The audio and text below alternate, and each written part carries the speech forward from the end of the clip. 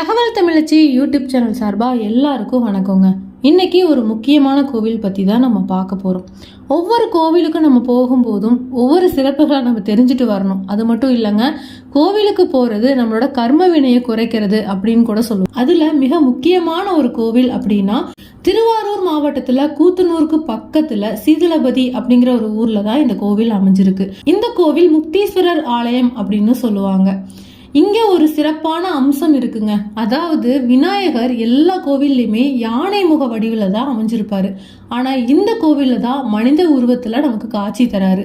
இந்த சிறப்பான ரூபம் எந்த கோவில்லையுமே பார்க்க முடியாதுங்க. அது திருவாரூர் மாவட்டத்துல தான் அமைஞ்சிருக்கு.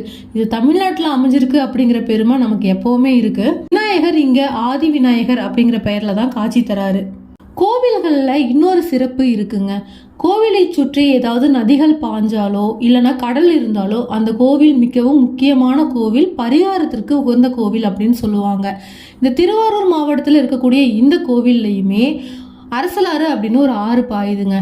வடக்குல இருந்து தெற்கு நோக்கி பாயிற ஆறுகள் எல்லாமே பரிகாரத்துக்கு உகந்த தலம் அப்படின்னு சொல்லுவாங்க.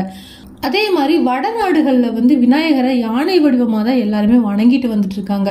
மனித முகமாக நம்ம தமிழ்நாட்டில் மட்டும்தான் அவர் காட்சி தராரு. இது மிகவும் சிறப்பான ஒரு காட்சி அப்படின்னே சொல்கிறாங்க.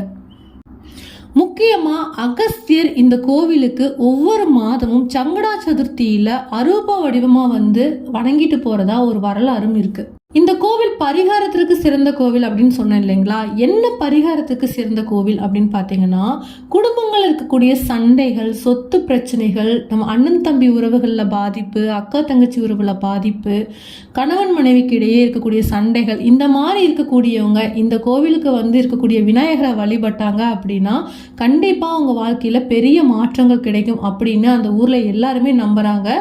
முக்கியமாக இந்த கோவிலில் மூலவர் அப்படின்னு பார்த்தீங்கன்னா சிவன் தான். அவருக்கு முக்தீஸ்வரர் அப்படின்னு ஒரு பெயர் இருக்குது. இந்த பெயரை கேட்டாலே நம்ம எல்லாருக்கும் தெரியக்கூடிய ஒரு விஷயம் என்னன்னு பார்த்தீங்கன்னா, சிவன் ஆலயங்களில் முக்கியமாக முக்தீஸ்வரர் அப்படிங்கிற பெயரில் இவர் இருக்கிறதுனால இந்த கோவிலுக்கு போனோம் அப்படின்னாலே நமக்கு முக்தி கிடைக்கும் அப்படிங்கிற ஒரு நம்பிக்கையும் இருக்குங்க. குழந்தைகளுக்கு படிப்பு சம்மந்தப்பட்டதில் பிரச்சனை இருக்குது அப்படின்னா கண்டிப்பாக இந்த கோவிலுக்கு போயிட்டு வாங்க, நல்ல ஞாபக சக்தி வரும் அப்படின்னு ஒரு நம்பிக்கை இருக்குது. இவ்வளோ சிறப்பான இந்த கோவில் விநாயகர் பெருமானுக்கு மட்டும் இல்லைங்க, சிவனுக்கும் கூட சிறப்பான கோவில் தான். நிறையா கோவில்களில் பார்த்தீங்கன்னா சிவன் ஒவ்வொரு பெயரில் இருப்பார். அந்த ஒவ்வொரு பெயருக்கு ஏற்ற மாதிரி அந்த கோவிலில் பலன் இருக்கும். முக்தீஸ்வரர் அப்படிங்கிற இந்த பெயர் பார்த்தீங்கன்னா எல்லார் வாழ்க்கையிலையும் நம்ம எல்லாத்தையும் தேடி ஓடிட்டுருக்கோம் இல்லையா? கண்டிப்பாக முக்தியை தேடியும் நம்ம ஓடணும்.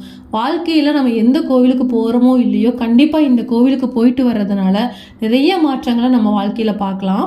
தேங்க்யூ.